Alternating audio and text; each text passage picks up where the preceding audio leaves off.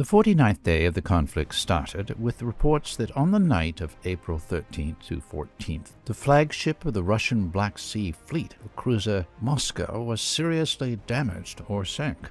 Russian state media quoted the Defense Ministry as saying that the cruiser had detonated ammunition as a result of fire. The crew was evacuated. Other sources reported that Moskva was attacked by missiles from the coastline between Odessa and Nikolaev. The missiles struck the port side, causing the ship to roll heavily. The buoyancy of the cruiser was made difficult by sea weather conditions. As a result of all the cumulative factors, according to preliminary information, the cruiser may have sunk. A ship of this class in the Black Sea conditions could have been successfully attacked either by a complex of anti-ship systems, including both missiles and aircraft, or by a submarine. There's a strong possibility that NATO military was directly involved in the attack. This also became a suitable diversion from the events taking place in Mariupol. On the 12th and 13th of April, over 1,300 Ukrainian soldiers and officers voluntarily surrendered to Russian captivity, or were forced to do so under the threat of extermination. This is an unprecedented number of soldiers and officers of warring armies that have surrendered since World War II. However, Kiev claimed that a significant number of soldiers from the 36th Brigade was able to merge with the Azovstal garrison, reinforcing it. The area of the Azovstal plant itself is a heavily fortified stronghold with extensive multi-level underground communications. The degree of fortification of Azovstal is far superior to that of the Nazi fortress of Königsberg during World War II. Fortified area near the Ilich factory, which is now only partially controlled by Kiev's forces, was exsanguinated. The seaport is under full control of Russian and DPR forces. All hostages, including foreigners, have been released. Scattered pro-Kiev units defend in the residential areas of the Primorsky district.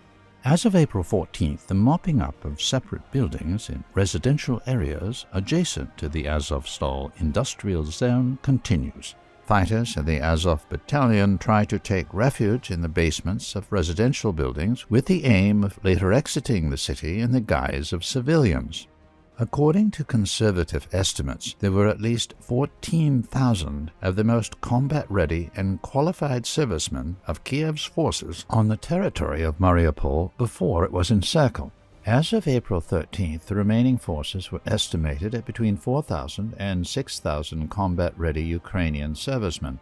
More Ukrainian armed forces units and foreign mercenaries have arrived in Donetsk, Luhansk, and Kharkov regions to take part in the upcoming battle for these regions in the east. The Russian military took advantage of the momentum and struck at the concentration of Kiev's troops.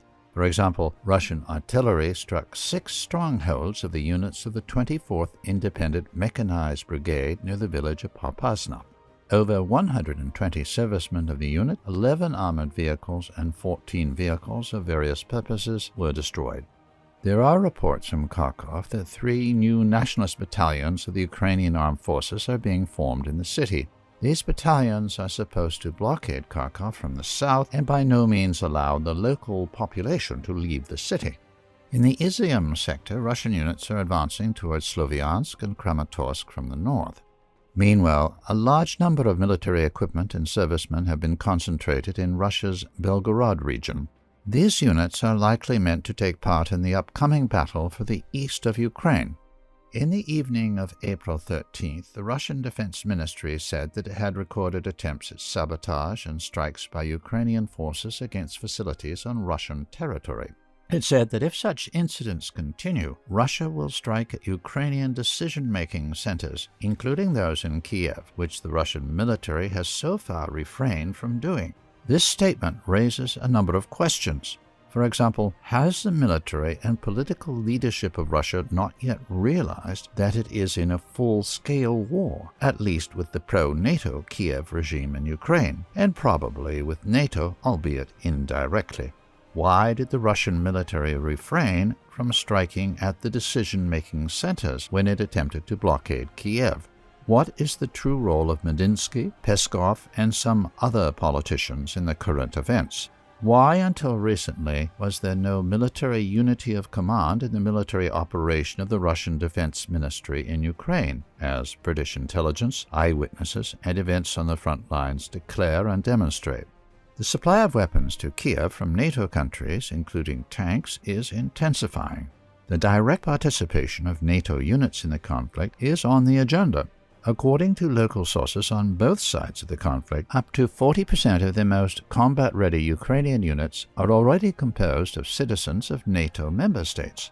The incident with the Russian cruiser Moscow could be the trigger for a sharp escalation of the conflict, which is in the interests of a large part of the so-called global elites. The difficult domestic political situation in the United States, Germany, and France is fueling the desire of the ruling elites to retain power by launching and under the excuse of World War III.